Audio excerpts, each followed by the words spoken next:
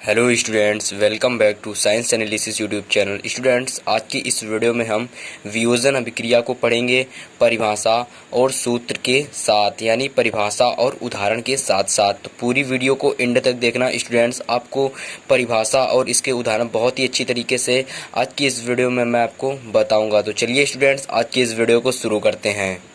Hello students, welcome to science analysis YouTube channel. आज की इस वीडियो में स्टूडेंट हम क्लास 10 केमिस्ट्री अध्याय फर्स्ट रासायनिक अभिक्रियाएं एवं समीकरण के बहुत ही इम्पोर्टेंट रासायनिक अभिक्रिया को पढ़ने वाले हैं। जैसा कि आप लोग जानते हो स्टूडेंट्स की जो आपका चैप्टर नंबर फर्स्ट है रासायनिक अभिक्रियाएं एवं समीकरण, ठीक है, जिसको इंग्लिश में बोलते हैं केमिकल रिएक्शन एंड इक्वेशंस। इसके अंतर्गत बहुत सारी रासायनिक अभिक्रियाएं आपके बोर्ड एग्जाम में पूछी जाती हैं। तो स्टूडेंट्स, आज की इस वीडियो में हम बात करने वाले हैं वियोजन अभिक्रिया की, ठीक है। आज की इस वीडियो में हम स्टूडेंट्स वियोजन अभिक्रिया की परिभाषा और उसके बहुत सारे उदाहरण करेंगे और ऐसे उदाहरण एग्जाम करेंगे जो आपके बोर्ड एग्जाम्पल यानी कि आपके बोर्ड एग्जाम के लिए इम्पोर्टेंट होंगे। तो आज की ये वीडियो आप लोगों के लिए स्टूडेंट्स बहुत ज़्यादा इम्पोर्टेंट वीडियो है, इसलिए इस वीडियो को स्टूडेंट्स पूरा एंड तक देखना। तो चलिए सबसे पहले हम वियोजन अभिक्रिया की परिभाषा यानी कि डिफिनेशन को समझते हैं, फिर हम इसके एग्जाम्पल्स को समझेंगे, ठीक है। तो वियोजन अभिक्रिया को इंग्लिश में बोलते हैं स्टूडेंट्स डीकम्पोजिशन रिएक्शन। क्या बोलते हैं स्टूडेंट्स? डीकम्पोजिशन रिएक्शंस बोलते हैं इसको, ठीक है। इंग्लिश में यहाँ पर देखो थोड़ा सा मिल गई है, लेकिन आप लोग इसकी मीनिंग को लिख लीजिएगा। लिखा हुआ है डीकम्पोजिशन रिएक्शन, ठीक है, इंग्लिश में बोलते हैं। इसकी अभिक्रिया है कि वह अभिक्रिया जिसमें एकल अभिकारक से तात्पर्य है स्टूडेंट्स की एक अभिकारक यानी कि एक पदार्थ यानी एक अभिकारक कोई एक चीज, ठीक है। एक अभिकारक टूटकर छोटे छोटे उत्पाद प्रदान करता है, छोटे छोटे उत्पाद प्रदान करता है, यानी छोटे छोटे उत्पाद से तात्पर्य है स्टूडेंट्स की एक अभिकारक है और उसको जब गर्म किया जाता है तो वह अलग अलग कई सारे उत्पादों में यानी कि कई सारी चीज़ों में टूट जाता है। और इस तरह की रासायनिक अभिक्रिया को वियोजन अभिक्रिया कहते हैं, अर्थात डीकम्पोजिशन रिएक्शन कहते हैं। समझ में आया वियोजन अभिक्रिया का परिभाषा? आई होप सभी को वियोजन अभिक्रिया की परिभाषा एकदम क्लियर हो गई होगी। तो बहुत ही इंपॉर्टेंट और आपके लिए बहुत ही ज़्यादा इंपॉर्टेंट है, ठीक है। तो आप लोगों ने वियोजन अभिक्रिया की परिभाषा अच्छी तरीके से समझ ली होगी। तो जल्दी से आप लोग वियोजन अभिक्रिया का स्क्रीनशॉट ले लो, फिर मैं आपको बताऊंगा इसका एग्जाम्पल। बहुत सारे आज की इस वीडियो में इसके एग्जाम्पल देखेंगे जो मोस्ट इंपॉर्टेंट एग्जाम्पल हैं। तो चलिए मैं एक बार फिर से इस परिभाषा को रिपीट कर देता हूं ताकि आपको और अच्छी तरीके से ये परिभाषा समझ में आए। तो परिभाषा लिखी हुई है कि वह अभिक्रिया जिसमें एकल अभिकारक टूटकर यानी कि पिघल कर, ठीक है, टूटकर छोटे छोटे उत्पाद प्रदान करता है, अतः इस तरह की रासायनिक अभिक्रिया को वियोजन अभिक्रिया कहते हैं। समझ में आ गई परिभाषा? तो चलिए हम इसका पहला एग्जाम्पल देखते हैं और पहला एग्जाम्पल मैं एकदम जीरो लेवल से लूंगा कि आपको बहुत ही अच्छी तरीके से ये एग्जाम्पल समझ में आए, ठीक है। चलिए स्टूडेंट्स, हम पहला बहुत ही छोटा और बहुत ही बेसिक वाला एग्जाम्पल आपकी लिए बता रहे हैं। तो सबसे इम्पॉर्टेंट और जो सबसे इजी जो आपका उदाहरण है मैं दे रहा हूँ आप लोगों के लिए। तो सबसे पहले मैंने क्या ले लिया? NaCl ले लिया, ठीक है, NaCl ले लिया। ये NaCl क्या है तो मैं आपको बता दूं, NaCl हमारा है सोडियम क्लोराइड। क्या है? सोडियम, ठीक है, सोडियम क्लोराइड। सोडियम क्लोराइड आपको पता होगा कि सोडियम क्लोराइड क्या है, ठीक है, सोडियम क्लोराइड।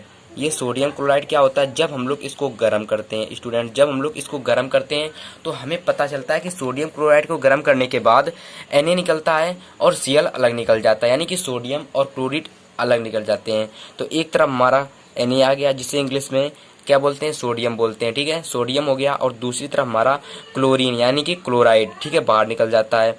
तो Cl इधर निकल गया और ये हो गया Na और ये हो गया Cl, ठीक है। Na को इंग्लिश में बोलते हैं सोडियम और क्लोरीन को बोलते हैं इंग्लिश में, यानी कि Cl को इंग्लिश में बोलते हैं क्लोरीन, यानी कि हिंदी में और इंग्लिश में दोनों में ही क्लोरीन बोलते हैं।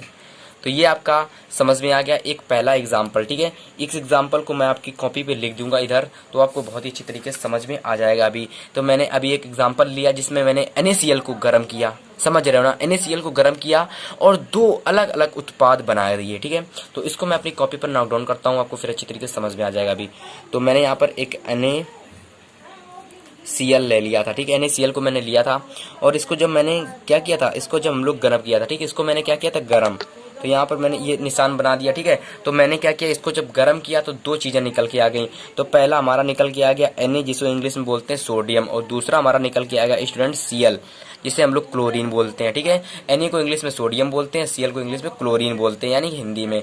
तो मैं यहाँ लिख भी दे रहा हूँ स्टूडेंट्स की सोडियम क्लोराइड, क्या लिख दे रहा हूँ, सोडियम क्लोराइड। बाहर की नॉइज आ रही होगी, उसको आपको इग्नोर करना है। सोडियम क्लोराइड, इसको इंग्लिश में बोलते हैं सोडियम क्लोराइड, ठीक है। आपको समझ आ गया होगा, सोडियम क्लोराइड हो गया। और ये हमारा क्या हो गया, सोडियम हो गया, और ये हमारा क्लोरीन हो गई, ठीक है। तो ये आपको एग्जाम्पल होप करता हूँ समझ में आ गया होगा। ये एग्जाम्पल आप लोगों के लिए समझने के लिए बेसिक एग्जाम्पल था, ठीक है। वैसे ये एग्जाम्पल इतना इम्पॉर्टेंट एग्जाम्पल नहीं है, लेकिन आपके लिए समझाने के लिए ये एग्जाम्पल ही बढ़िया था, इसलिए मैंने इसको 1 नंबर पर रखा। तो अब हम जो एग्जाम्पल करेंगे वो बहुत ही इम्पॉर्टेंट है आपके बोर्ड एग्जाम के लिए। तो सेकंड एग्जाम्पल देखते हैं स्टूडेंट्स। तो हेडिंग डाल लीजिएगा सेकंड एग्जाम्पल, ठीक है।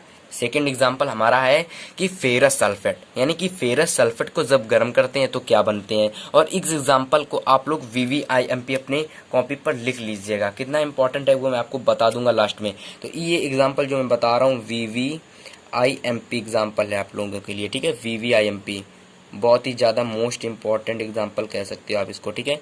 VVIMP एग्जाम्पल है, समझ रहे हो ना, VVIMP एग्जाम्पल है, इसलिए इसको समझना अच्छी तरीके से, ठीक है। तो सबसे पहले मैंने फेरस सल्फेट को गर्म करना है हमको, फेरस सल्फेट। तो फेरस सल्फेट का जो फार्मूला होता है, यानी कि सूत्र होता है, वो होता है FeSO4। क्या होता है, FeSO4, ठीक है। ये होता है फेरस सल्फेट का सूत्र, FeSO4। अब जब इसको फेरस सरफेस है, ठीक है, फेरस सल्फेट ये किस अवस्था में है, तो ये हमारा सॉलिड अवस्था में, किस अवस्था में, सॉलिड अवस्था में। अब जब इसको हम लोग गर्म करते हैं, ठीक है, इसको जब हम लोग गर्म करते हैं तो कितने उत्पाद निकलते हैं वो सभी हम लोग डिस्कस करेंगे। तो इसके साथ जब गर्म किया जाता है फेरस सल्फेट को, तो देखिए क्या निकलता है, Fe2O3, ठीक है। ये आपको निकलता है सबसे पहले, प्रथम उत्पाद आपका है Fe2O3, ठीक है। फिर इसके साथ साथ निकलता है आपका सल्फर ऑक्साइड, यानी सल्फर डाइऑक्साइड, यानी कि सल्फर डाइऑक्साइड, यानी कि SO2 निकलती है, ठीक। इस इंग्लिश में सल्फर डाइऑक्साइड बोलते हैं, या फिर हिंदी में सल्फर डाइऑक्साइड बोलते हैं। फिर आपका निकलता है सल्फर थाइऑक्साइड, जिसे बोलते हैं SO3, ठीक है। फिर क्या निकलता है, SO3, इसे इंग्लिश में बोलते हैं सल्फर थाइऑक्साइड। और जो ये होती हैं ये आपकी होती है गैस में, समझ रहे हो ना, ये गैस में होती है आपकी। और ये क्या है, ये आपका ठोस है, यानी कि सॉलिड है, तो इसको हम लोग सॉलिड लिखेंगे, जो आपका है FeO23, इसे बोलते हैं फेरस ऑक्साइड, ठीक है।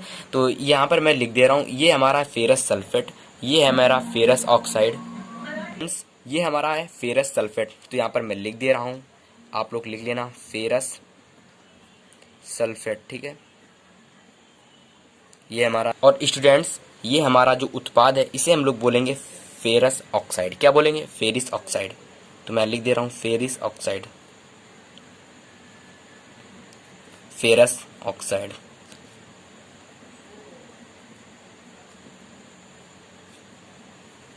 ठीक है।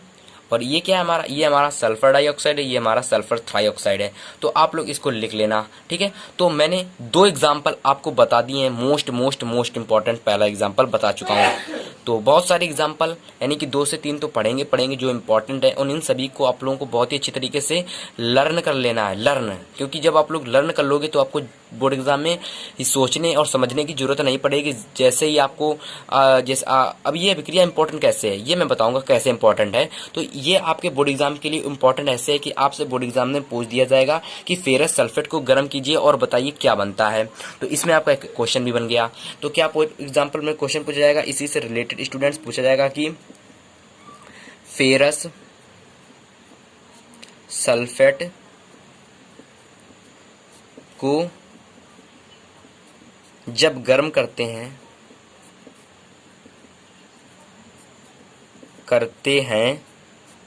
तो क्या होता है, तो क्या होता है, यानी क्या बनता है, समझ रहे हो ना। तो क्या बनता है, इम्पॉर्टेंट है, ये अभिक्रिया आपसे इस प्रकार से बोर्ड एग्जाम में पूछी गई है और इसका जो पूछने का चांस है बहुत इंपॉर्टेंट है, बहुत बहुत बहुत बार पूछी गई ये अभिक्रिया है।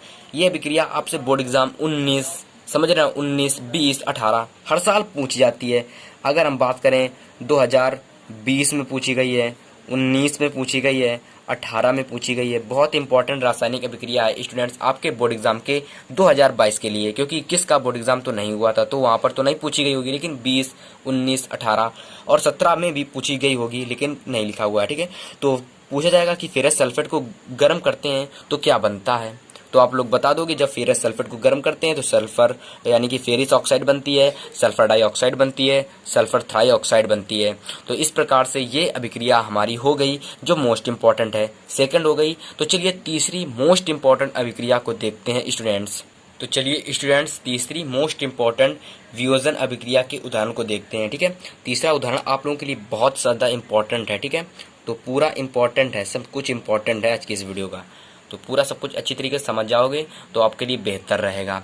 तो तीसरी अभिक्रिया स्टूडेंट्स की CaCO3 यानी कि कार्बन यानी कि कैल्शियम कार्बोनेट को जब गर्म किया जाता है तो क्या बनता है, यानी चूना पत्थर को जब गर्म किया जाता है तो क्या बनता है। आपके बोर्ड एग्जाम में दो प्रकार से अभिक्रिया पूछी जाती है कि कैल्शियम कार्बोनेट को गर्म करते हैं तो क्या होता है, और पूछा गई है कि क्या होता है जब चूना पत्थर को गर्म किया जाता है। तो सबसे पहले मैं इसकी अभिक्रिया को करूंगा, फिर किस प्रकार से पूछी जाती है अभिक्रिया वो बताऊंगा। ठीक है, 3 एग्जाम्पल आखिरी एग्जाम्पल है आज की इस वीडियो का, तो पूरी वीडियो जल्द ही खत्म होने वाली है।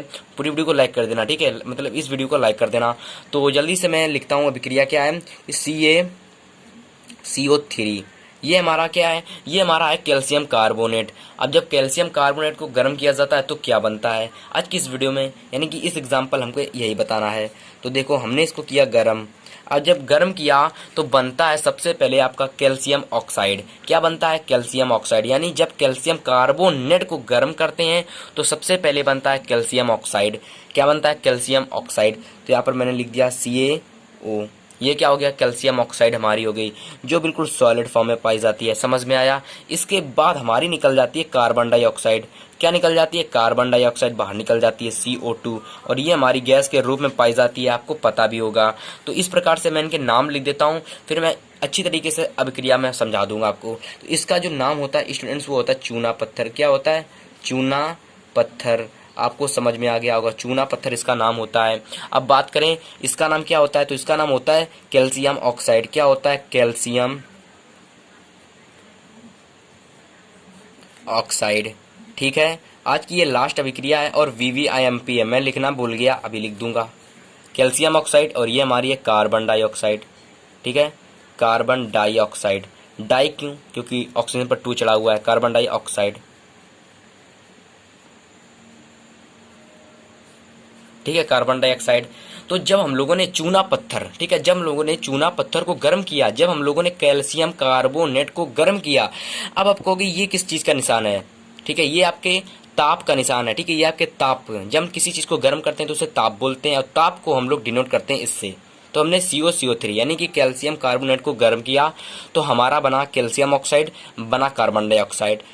तो इस प्रकार से हमारी ये अभिक्रिया कितनी इंपॉर्टेंट है आज की इस वीडियो में हमने बता दिया। तो चलिए इस क्वेश्चन को किस प्रकार से पूछते हैं वो भी बता देता हूँ। तो इस क्वेश्चन को आपको पूछ सकते हैं कि क्या होता है जब चूना पत्थर को गर्म किया जाता है। तो लिख देता हूँ मैं, क्या होता है जब चूना पत्थर को गर्म करते हैं, चूना पत्थर को गर्म करते हैं, क्या करते हैं, गर्म करते हैं। ठीक है, तो पहली आपकी इस प्रकार से पूछी जा सकती है। ठीक है, तो पहला आपका इस प्रकार से पूछी जा सकती है, सेकंड आपकी पूछी जा सकती है, हाँ, तो ये दूसरी तरीके से आपसे पूछी जा सकती है कि कैल्शियम कार्बोनेट को गर्म करते हैं तो क्या होता है। तो क्या आप लिखेंगे कि कैल्शियम कार्बोनेट को गर्म करते हैं तो क्या होता है, गर्म करते हैं तो क्या होता है। ठीक है, क्या होता है। तो ये आपके दो तरीके से अभिक्रिया आपके बोर्ड एग्जाम में पूछी जा सकती है स्टूडेंट्स, ठीक है। तो आज की इस वीडियो में हमने आपको सबसे पहले वियोजन अभिक्रिया की परिभाषा डिफिनेशन बताई, ठीक है, जैसा कि आप लोग शुरुआत में देख रहे होंगे। तो ये वीडियो आपके लिए बहुत इंपॉर्टेंट है, पूरी वीडियो आपको समझ में आई होगी कि मैंने आपको क्या क्या बताया है। तो सबसे पहले मैंने आपको वियोजन अभिक्रिया का उदाहरण बताया था, ठीक है, जैसा कि आप लोग जानते हो। सबसे पहले मैंने वियोजन अभिक्रिया की परिभाषा बताई थी। तो वियोजन अभिक्रिया की परिभाषा आपको समझ में आ गई, ठीक है। इसके बाद में हमने आपको बताया NaCl से किस प्रकार से सोडियम और क्लोराइन बनते हैं, यानी कि NaCl को जब गर्म किया जाता है तो किस प्रकार से सोडियम और क्लोरीन बनते हैं। फिर मैंने आपको सेकंड उदाहरण बताया जिसमें मैंने आपको बताया FeSO4, ठीक है, जिसमें मैंने आपको बताया कि FeSO4 को जब गर्म किया और आपका बनता है सल्फर डाइऑक्साइड और बनता है सल्फर थ्राईऑक्साइड, ठीक है।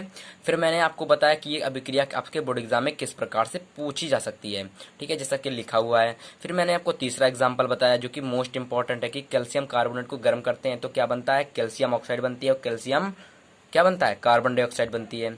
ये क्वेश्चन आपसे बोर्ड एग्जाम में दो प्रकार से पूछा जा सकता है कि क्या होता है जब चूना पत्थर को गर्म करते हैं, और क्या होता है यानी कैल्शियम कार्बोनेट को गर्म करते हैं तो क्या बनता है। तो ये वीडियो आपको समझ में आई होगी, पूरी वीडियो अच्छी लगी होगी, तो पूरी वीडियो को एंड तक देखा हो तो समझ में आई होगी, और एंड तक अगर पहुंच चुके हो तो वीडियो को लाइक करके चैनल को सब्सक्राइब कर देना, ठीक है।